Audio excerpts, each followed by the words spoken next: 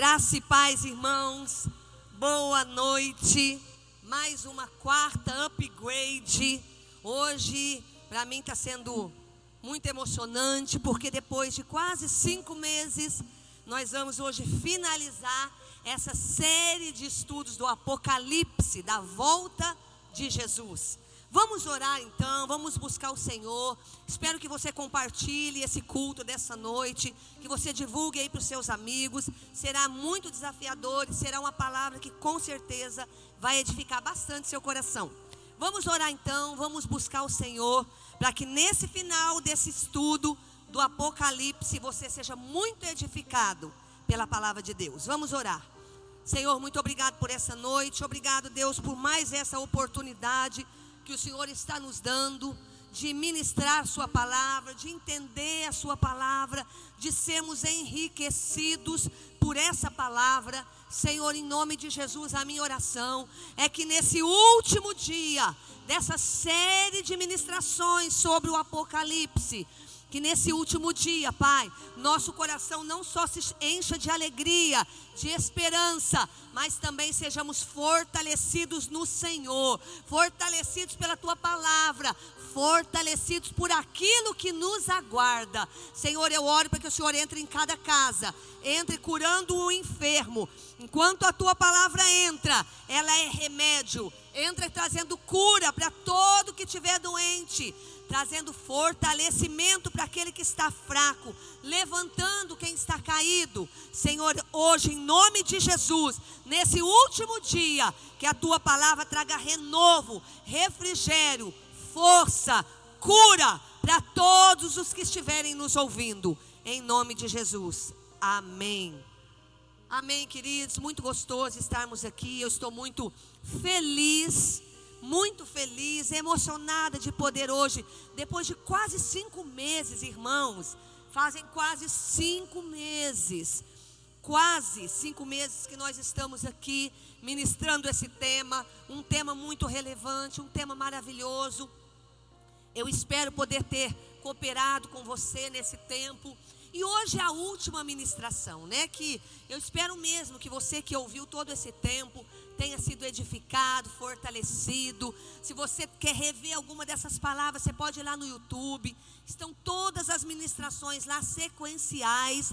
Se você quiser rever alguma, você pode voltar lá, com certeza. Ou se você quiser compartilhar, né, algumas delas com algum amigo, você pode ir lá no YouTube e rever todas aquelas palavras. Queridos, nessa noite de quarta-feira, última upgrade sobre esse tema Apocalipse. No final eu vou falar quais serão os próximos temas a partir da próxima quarta, né? Mas hoje eu quero encerrar com o tema eternidade, finalizar esse tema eternidade, mas também no final, depois que eu falar sobre esse tema eternidade aqui, no final, eu quero colocar aí um mapa cronológico aqui dos eventos escatológicos, para que você compreenda como tudo aconteceu e tire foto. De repente você quer tirar foto aí desse mapa, para você acompanhar aí na sua casa e aprender e rever. Tenho certeza que vai ser edificante para você. No final eu vou fazer isso.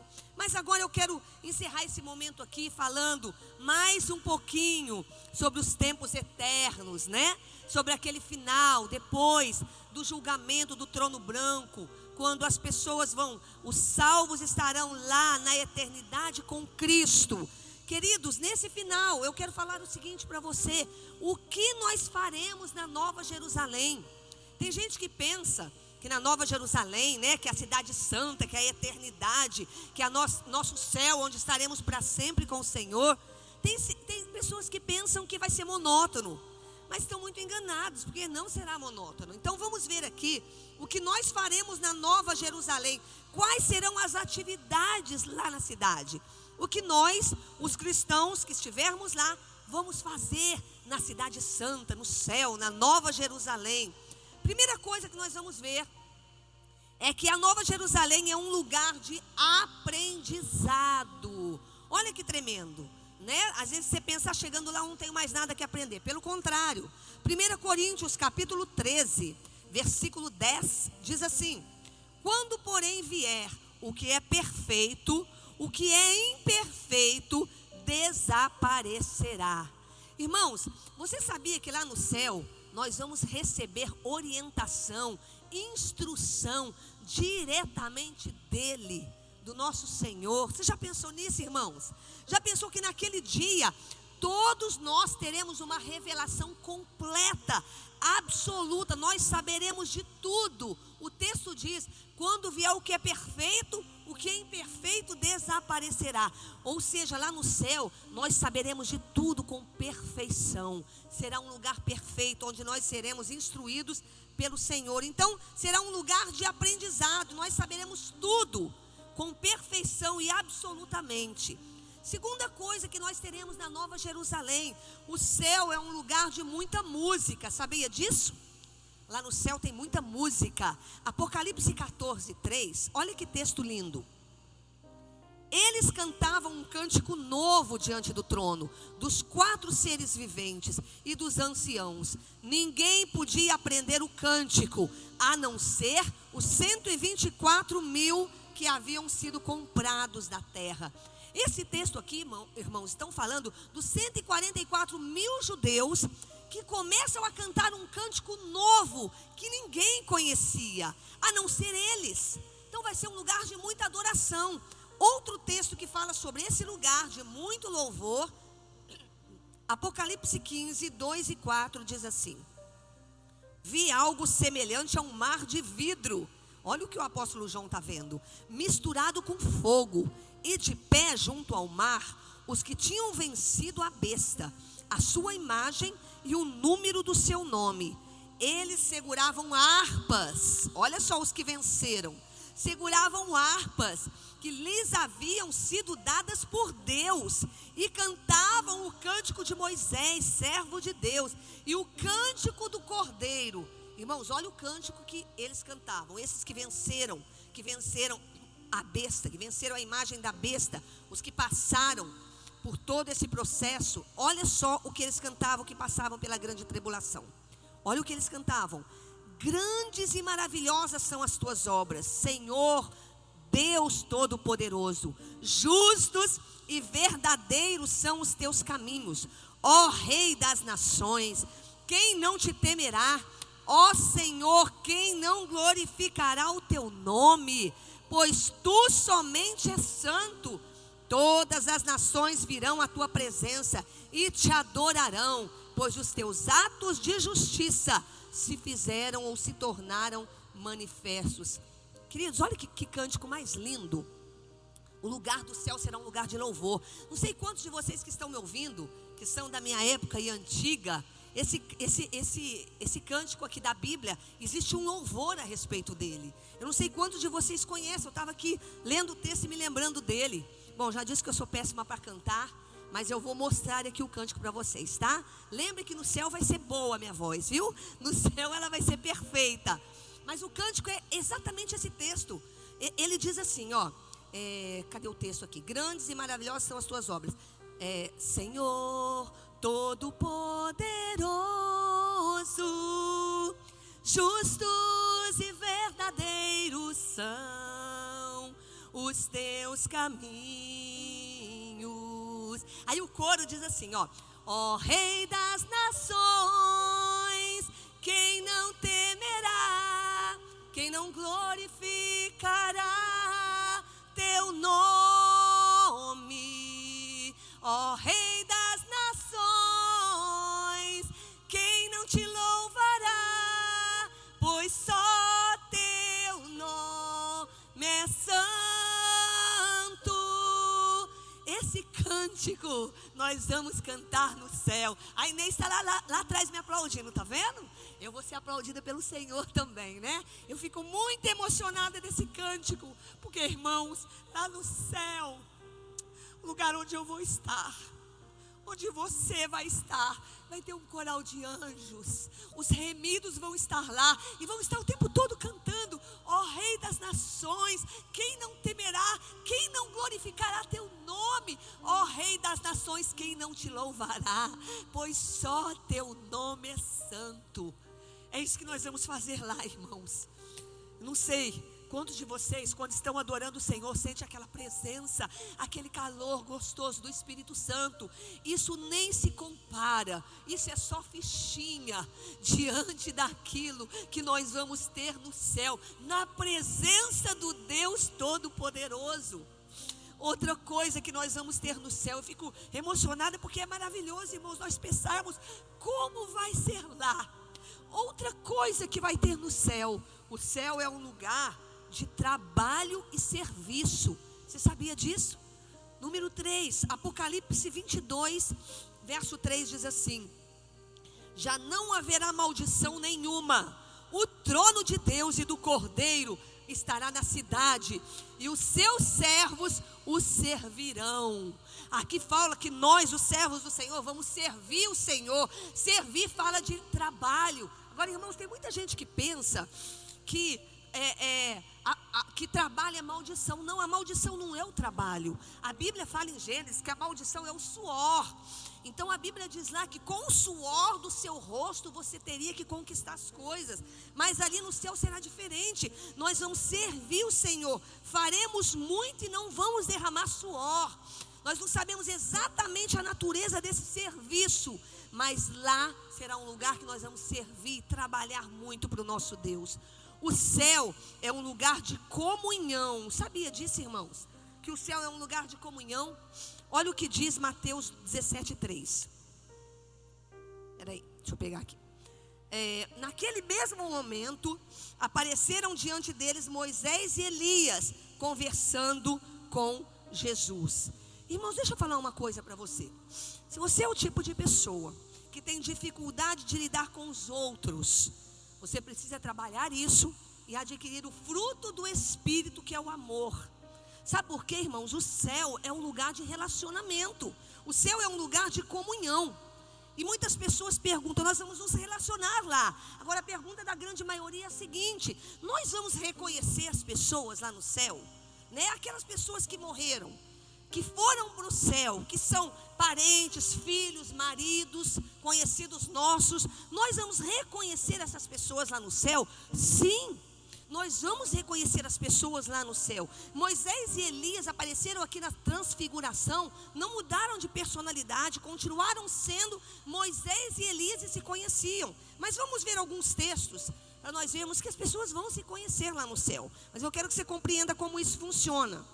2 Samuel 12, 23 diz assim: mas agora que ela já morreu, Davi falando da criança, do filho dele, por que deveria jejuar? Poderia eu trazer a criança, né, de volta à vida? Eu irei até ela, mas ela não voltará para mim. Davi aqui falando do seu filho, que ele vai até ele um dia, o filho recém-nascido. Mateus 8, 10. Ao ouvir isso, Jesus admirou-se e disse aos que o seguiam: digo-lhes a verdade, não encontrei em Israel ninguém com tamanha fé.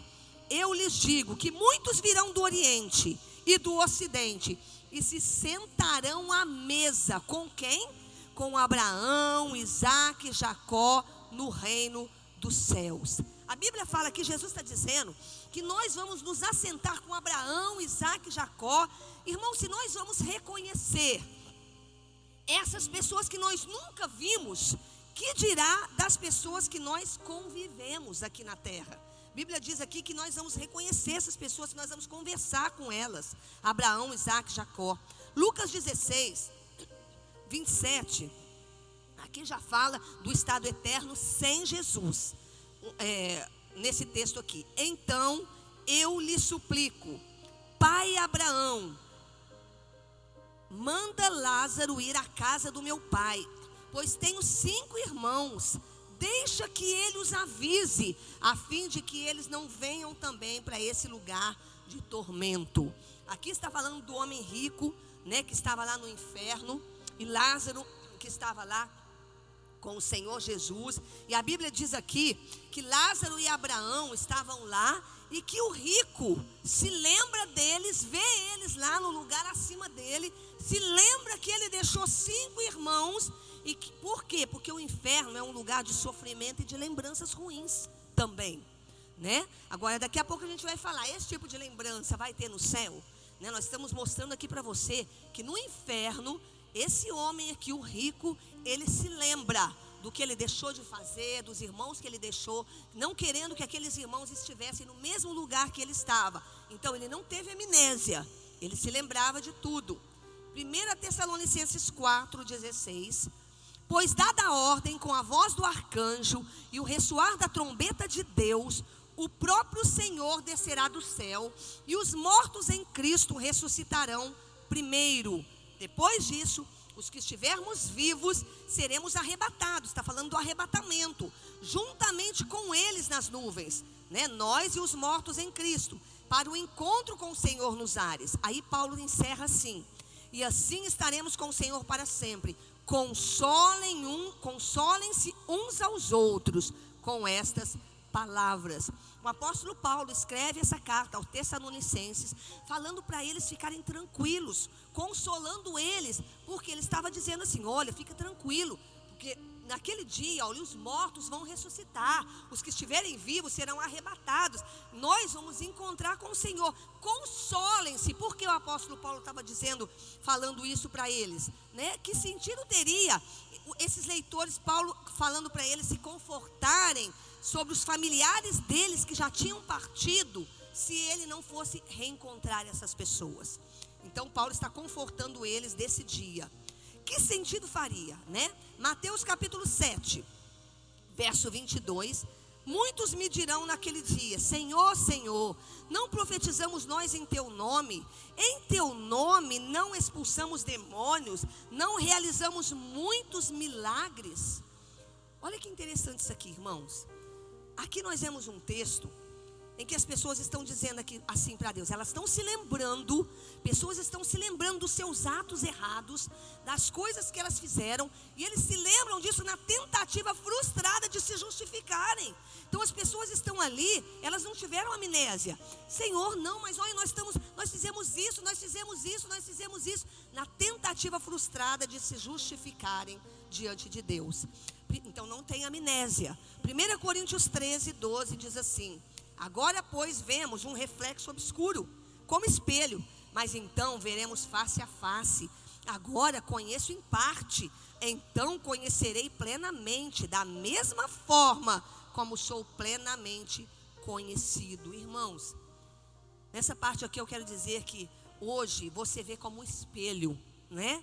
De maneira obscura, nós não vemos as coisas com clareza, mas lá não vai ter nada obscuro. Nós vamos ver como nós seremos conhecidos diante de Deus, e o conheceremos como somos conhecidos. Não haverá nada obscuro naquele dia. Agora, queridos, a pergunta é: mas e as pessoas, por exemplo, que são casadas? Se nós vamos nos conhecer, né? Nós vamos nos conhecer no céu, ótimo. Mas as pessoas vão ter o mesmo relacionamento? Ué, se elas vão ter os mesmos relacionamentos, e aqueles que casaram 2 vezes, por exemplo? Como que vai ficar, né? Essa pessoa vai ter o mesmo relacionamento, então ele vai ser marido ou mulher de quem? Então, queridos, quero que vocês entendam uma coisa. Por isso que eu li esse texto acima, que hoje nós vemos como espelho, porque nós não temos noção de como as coisas acontecem na eternidade. Sabe por quê? Porque os sentimentos que nós temos aqui, os sentimentos, os relacionamentos aqui da terra não serão iguais no céu. Nós vamos nos reconhecer, com certeza, vamos conhecer as pessoas que amamos, mas os sentimentos de um relacionamento, o amor, será muito diferente do que é na terra. Não é algo terreno, né? Não é algo da terra, é algo celestial. Então as pessoas, elas vão se reconhecer, vão se ver, vão se abraçar, mas o relacionamento e o sentimento não será o mesmo tipo de amor, o mesmo tipo de relacionamento. Agora veja bem, e quando você morreu, alguém que você morreu, foi para o inferno, chega lá no céu, você vai se lembrar? As pessoas da sua família que não foram salvas, não estarão lá na eternidade com você. Você vai se lembrar dessas pessoas? É claro que não. Essas pessoas, para aqueles que estão na eternidade, serão completamente esquecidos. Sabe por quê, irmãos? Nós vamos conhecer as pessoas que nós amamos, mas vamos reconhecer os heróis da fé, né? Vão estar lá, mas os outros não. Sabe por quê? Senão o céu não seria um lugar de alegria plena. Como eu reconheço alguém que não está lá, o que isso vai me causar? Então esse tipo de lembrança daqueles que não estão lá, nós vamos lembrar de coisas boas, dos que estão lá, trazer a nossa memória. O relacionamento será outro, o amor será diferente, mas nós vamos reconhecer as pessoas. Porém, não haverá tristeza. Então nós não lembraremos daqueles que não estarão lá conosco naquele dia. Agora eu quero que você entenda algo. Nós seremos, nesse dia, quando nós estaremos para sempre com o Senhor, a esposa do Cordeiro. Olha que coisa mais linda. Olha o texto de Apocalipse 7, 9 e 10. Depois disso olhei, diante de mim estava uma grande multidão, que ninguém podia contar, de todas as nações, tribos, povos e línguas, de pé, diante do trono e do Cordeiro, com vestes brancas, segurando palmas, e clamavam em alta voz: a salvação pertence ao nosso Deus, que se assenta no trono, e ao Cordeiro. Irmãos, os redimidos, essa multidão incontável de pessoas, é a esposa do Cordeiro. Então, queridos, entenda algo. Jesus diz, quando ele morreu, ressuscitou e ele voltou para o céu, ele disse o seguinte: olha, eu vou preparar lugar para vocês, mas eu vou voltar, e quando eu voltar, eu vou levar vocês para junto de mim. Então ele vem num dia que ninguém sabe. Hoje mesmo, nós não sabemos o dia e a hora, mas hoje nós somos a noiva de Jesus. Mas nesse tempo que nós lemos aqui, nós seremos a esposa do Cordeiro. Hoje você é a noiva, mas daqui a pouco, ele que foi preparar lugar, ele voltará e vai nos levar para junto dele. Aí nós teremos o casamento da igreja com o Cordeiro. Essa multidão inumerável diante do trono do Cordeiro, vestidos com vestes brancas. Querido, não fique de fora desse tempo. Não fique de fora desse dia. Não importa o tamanho do seu erro ou o tamanho do seu pecado. Queridos, os tempos eternos será maravilhoso, não será um tempo monótono. Cada dia Deus vai revelar algo novo para nós. A Bíblia diz: nem olhos viram, nem ouvidos ouviram, nem jamais penetrou no coração do homem o que Deus tem preparado para aqueles que o amam. Você ama Jesus? Ou você ama mais as coisas dessa vida? Temos muito o que fazer. Queridos, quero encerrar essa primeira parte aqui, dessa série de ministrações. Eu vou entrar aqui no mapa escatológico para você entender um panorama geral de tudo aquilo que nós ministramos nesses dias. Mas eu quero encerrar aqui essa série de ministrações, mostrando aqui o mapa para você, para que você tenha essa compreensão. Mas eu quero que você entenda, foram mais de 4 meses ministrando sobre um dos temas mais relevantes para esse tempo.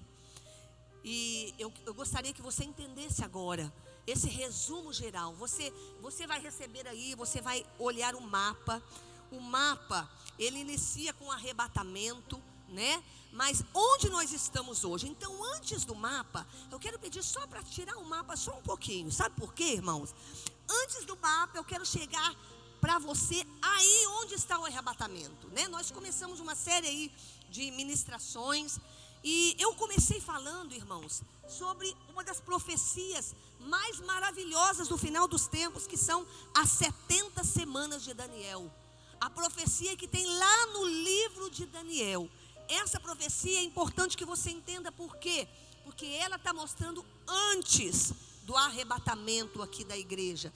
70 semanas de Daniel, o texto lá de Daniel fala assim, olha: 70 semanas são decretadas para o seu povo e sua santa cidade. Então, para começar, antes de entrar no mapa escatológico, que começa lá com o arrebatamento, eu quero que você entenda.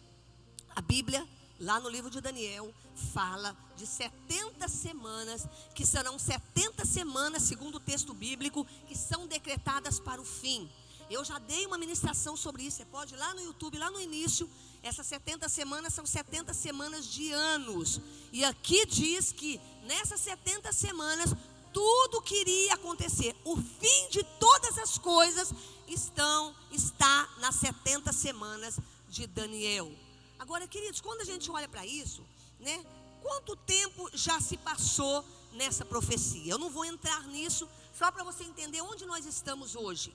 Se o livro de Daniel fala que 70 semanas são decretadas para o fim de todas as coisas, quantas semanas se passaram até hoje? Do tempo que essa profecia entrou até hoje, quantas semanas se passaram? Se passaram 69 semanas, né? Quando o Cordeiro Jesus veio e foi morto, se cumpriram as 69 semanas de Daniel. Qual é o tempo que nós estamos hoje como igreja de Jesus?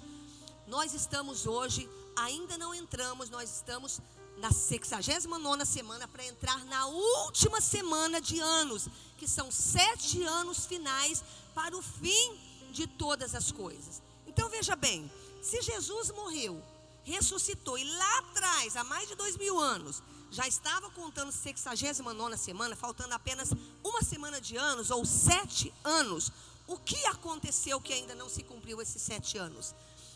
Quando Jesus ressuscitou, morreu, né? Nesse tempo, o cronômetro de Deus, a Bíblia mostra que Jesus já estava sinalizando que o cronômetro então parou. E o cronômetro parou quando? Quando a gente pega, irmãos, um texto da Bíblia lá em Mateus, né? Eu não anotei aqui, mas acho que Mateus capítulo 21, lá vai falar que Jesus estava sinalizando algo. Ele estava sinalizando o seguinte, eu não lembro o versículo, né? Eu pus aí? Ah, tá pegando lá atrás. Joia. Então aqui vai mostrar, irmãos, que nesse tempo Jesus, ele olhou para o povo de Israel e Jesus retirou a vinha, a sua vinha, ou seja, Jesus deu uma missão para o povo de Israel e o povo, os judeus, não cumpriram, eles falharam nessa missão. E o que então Jesus fez? Ele tirou a vinha da mão dos judeus e entregou para os gentios, que somos eu e você. Nesse tempo, então, quando aconteceu isso, Jesus tirou a missão da mão dos judeus, colocou na mão da igreja, que somos nós, os gentios. Nesse tempo o cronômetro parou. Parou por quê? O cronômetro parou quando Jesus então tira os judeus de cena e a igreja agora entra em cena. Então eu quero que você entenda, porque isso aqui está todo o segredo do final dos tempos, irmãos. Então, só para você entender, para eu entrar aqui no arrebatamento. Então, quando é que entram os 7 anos finais que faltam nas 70 semanas de Daniel? Na grande tribulação, que são os 7 finais. Então esse período, o cronômetro está parado. Então quando o cronômetro vai voltar a funcionar? Quando o povo de Israel voltar em cena. Quando o povo de Israel volta em cena? Quando a igreja sair de cena. E quando a igreja sai de cena? Quando a igreja for arrebatada. Então a igreja é arrebatada, entra os 7 anos da grande tribulação, onde o povo de Israel entra em cena, o anticristo vai tentar enganar os judeus, e aí tudo se volta para a salvação dos judeus também no final, nos 7 anos da grande tribulação. Então onde nós estamos hoje?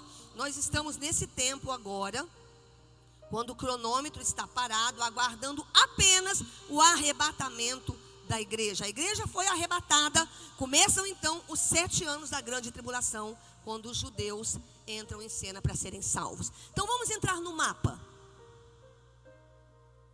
Entendendo isso, você entende que o próximo evento escatológico é o arrebatamento da igreja. Então vamos finalizar esse estudo com chave de ouro, para que você, quando olhar para esse mapa escatológico aqui, irmãos, você consiga entender o cronômetro, como tudo vai acontecer. Então o próximo evento é eu e você, os cristãos, sermos arrebatados. Quanto tempo isso falta? Não sei, porque é o próximo evento. A Bíblia diz que será num abrir e fechar de olhos, como o ladrão da noite, ou seja, num dia que ninguém espera.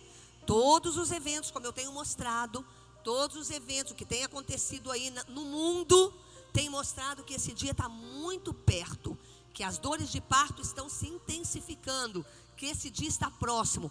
Não tem outro evento para acontecer, a não ser o arrebatamento da igreja e depois os últimos 7 anos finais. Então entra aí no mapa. Então dá uma olhadinha aí, à sua esquerda, você vai ver, olhando aí para o mapa, o arrebatamento da igreja. Então Jesus aparece nas nuvens para os seus seguidores. O mundo vai ver? Não, o mundo não vai ver. Se dará onde? No céu, não na terra. Como um relâmpago, diz a Bíblia, né? Então a Bíblia diz, os mortos vão ressuscitar primeiro. Pode olhar aí no mapa que você vai ver, né? Você vai ver escrito lá, ó, ressurreição dos justos. Ou seja, olha lá, ó, lá no Espírito está descendo para pegar o corpo e voltar para o céu. E os mortos e os vivos aqui sendo arrebatados. Então os mortos primeiro, depois os vivos serão arrebatados. Então nossos corpos aqui no arrebatamento serão transformados e seremos incorruptíveis e imortais. Agora, irmãos, olhe novamente aí no mapa. Após o arrebatamento, o que acontece? Então quando você olha